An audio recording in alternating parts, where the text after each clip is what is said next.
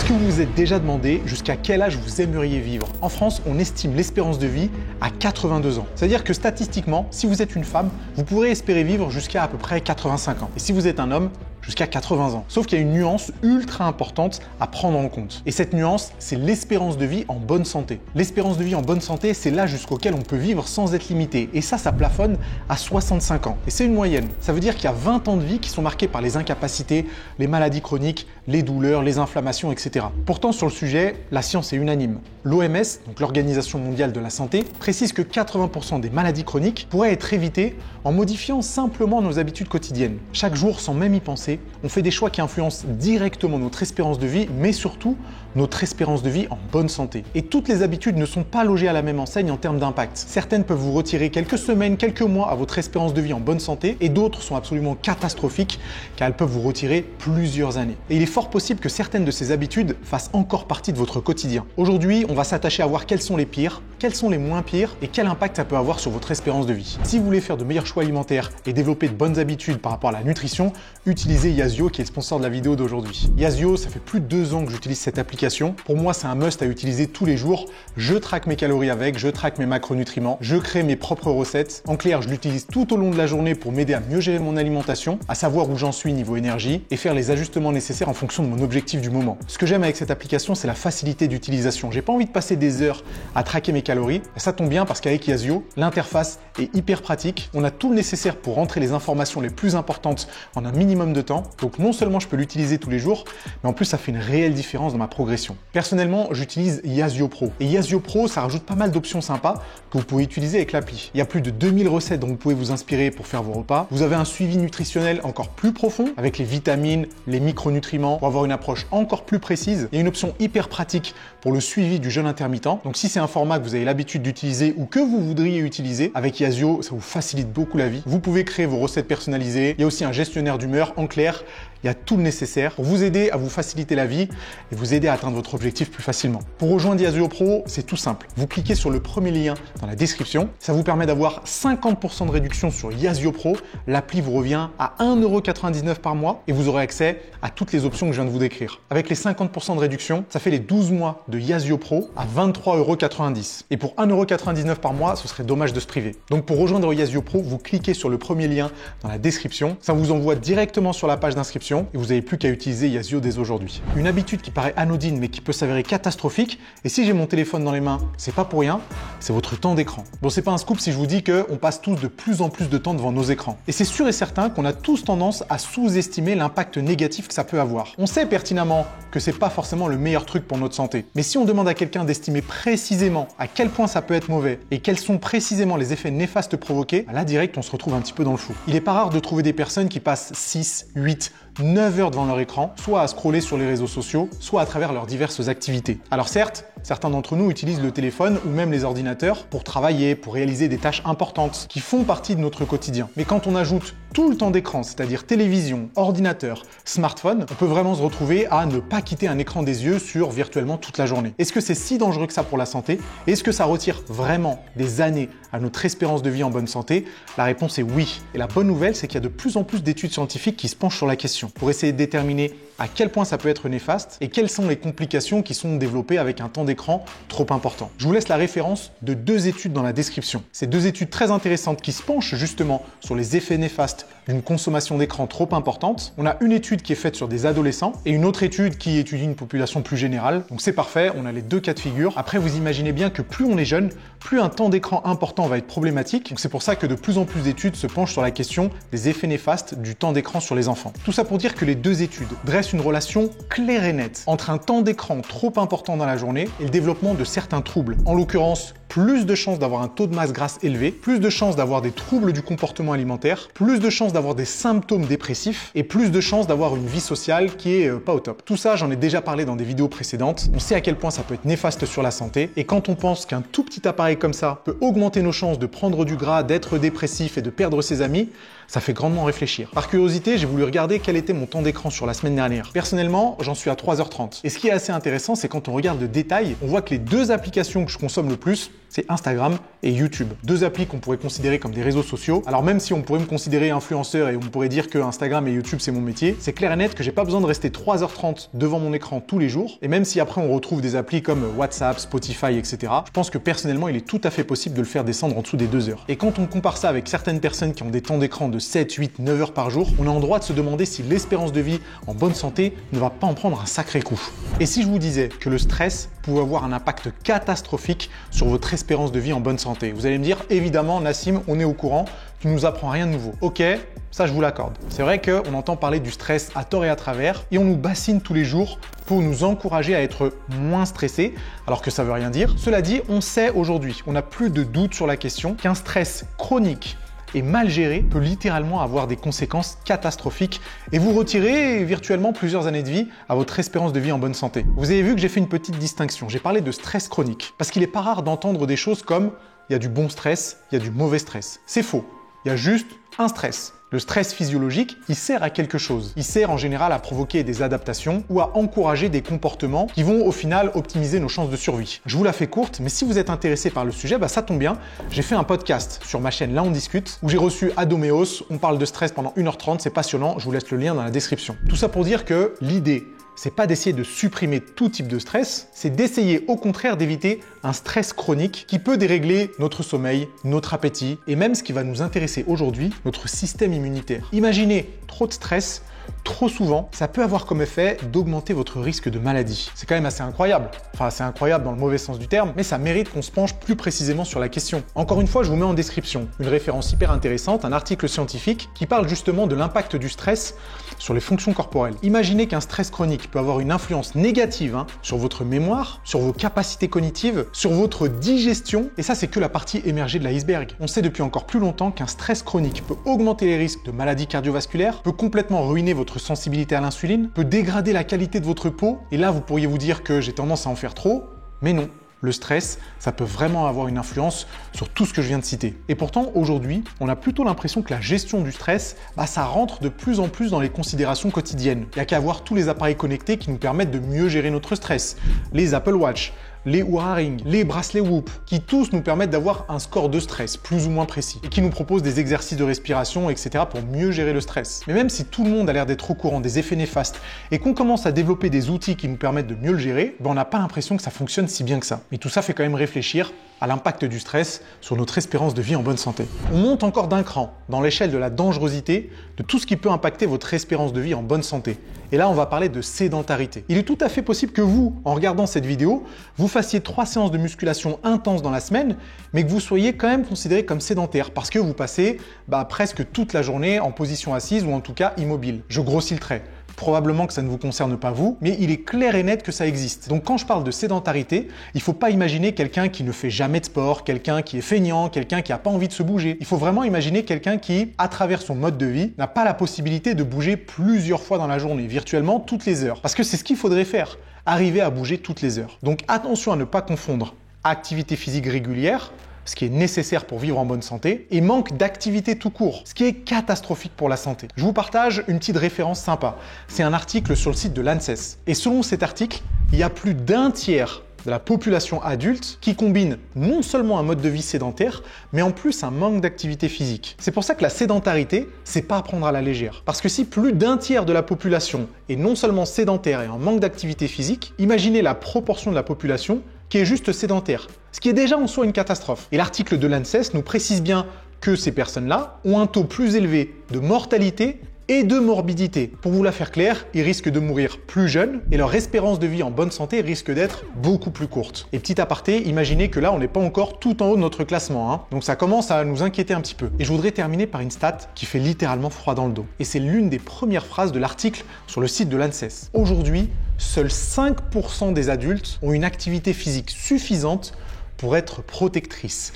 5% des adultes. Alors oui, on parle de la population française en général.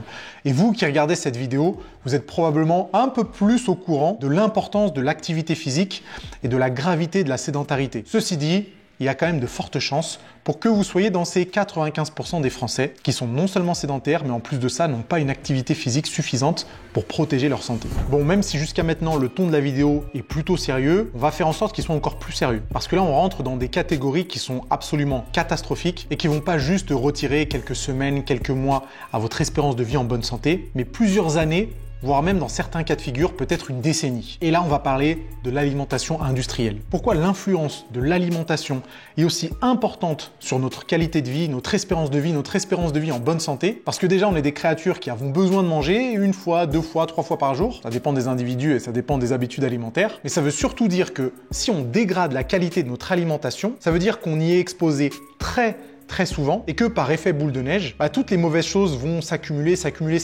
et quand on a ce genre de mauvaises habitudes pendant plusieurs années, plusieurs décennies, il ne faut pas être surpris que ça entraîne des complications très sérieuses. Et c'est assez intéressant de se dire à quel point l'alimentation peut être optimisatrice de santé ou au contraire génératrice d'un tas de maladies chroniques. Et l'alimentation industrielle, c'est sûrement le premier coupable à ce problème. Des études sur le sujet, il y en a un paquet. Je vais quand même vous partager un article très intéressant. Comme d'habitude, il y a la référence en description. Et le titre, il est parfaitement évocateur. Les habitudes en termes de fast-food et le lien que ça peut avoir avec les désordres, les maladies cardio-métaboliques. Et évidemment, il n'y a aucun doute sur la question, je pense que vous vous y attendiez. Mais l'alimentation industrielle, et qui plus est les fast-foods pour cet article scientifique, ont des effets catastrophiques sur la santé. On a évidemment une augmentation du taux de masse grasse, avec surtout une augmentation de la graisse viscérale, en priorité au niveau du ventre, ce qui métaboliquement peut être très embêtant. Vous savez qu'on fait en général la distinction entre graisse sous-cutanée et graisse viscérale. Il semblerait que la graisse sous-cutanée, même s'il faudrait s'efforcer à la contrôler autant que possible, serait moins problématique pour la santé que la graisse viscérale. Et selon cet article scientifique, les habitudes en termes de consommation de fast-food vont avoir un effet assez important sur le développement de graisse viscérale.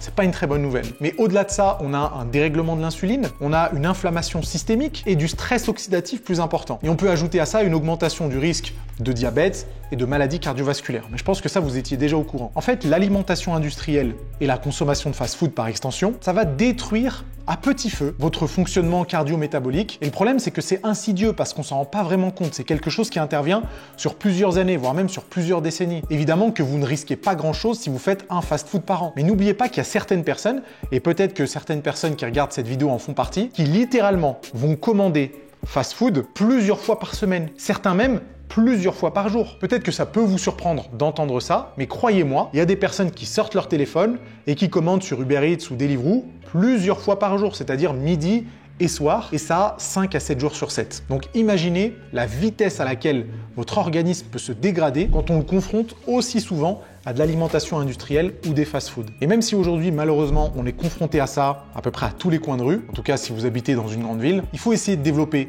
assez de contrôle pour y résister. Mais la bonne nouvelle, c'est que plus vous vous confrontez à de bonnes habitudes, moins vous avez envie de consommer ce genre d'aliments. Bon les amis, je vais parler d'un truc qui va pas forcément vous plaire, parce que j'en parle tout le temps et je vais continuer à en parler aussi souvent que possible pour essayer de faire changer les habitudes par rapport à ça. Évidemment, il est question du sommeil. Qui aurait cru que quelque chose d'aussi anodin que le sommeil, qu'on fait tous littéralement tous les jours, pouvait avoir une influence aussi importante sur l'espérance de vie en bonne santé, mais aussi tout le reste, sur la prise de muscle, la perte de gras, la gestion de l'humeur, les symptômes dépressifs, j'en passe et des meilleurs. Ce qui est cool, c'est que si vous êtes abonné à la chaîne, vous savez à quel point j'ai parlé souvent du sommeil. Et d'ailleurs, si vous n'êtes pas abonné à la chaîne, il n'est pas trop tard pour le faire. Je vous encourage aussi à activer les notifications, ça fait pas de mal, et comme ça, vous ne raterez pas les prochaines vidéos. À quel point le manque de sommeil est catastrophique et quelle est la durée optimale, ça tombe bien parce que, encore aujourd'hui, on a de nombreuses études qui sont menées sur la question. Je vous mets en description la référence de 2 études très intéressantes. On a une méta-analyse et une revue systématique. Donc en termes d'échantillons, on est pas mal. Je crois que sur la première étude, c'est plus d'1 million de personnes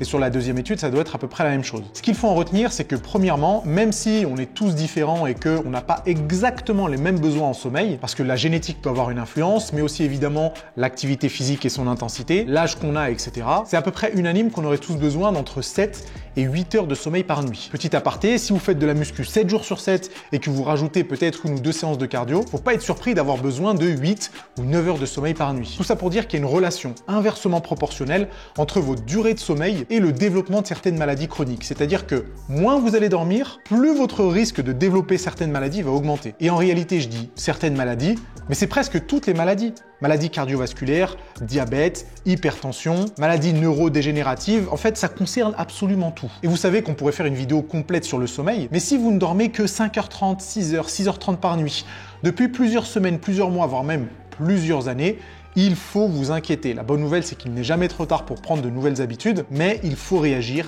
immédiatement. Personnellement, je reste persuadé qu'une personne qui ne prend pas soin de son sommeil pendant plusieurs années, voire même plusieurs décennies, ça peut littéralement lui enlever plusieurs années ou plusieurs décennies à son espérance de vie en bonne santé. Oui, c'est aussi grave que ça. On arrive dans le top 2 des pires habitudes à avoir pour complètement détruire son espérance de vie en bonne santé.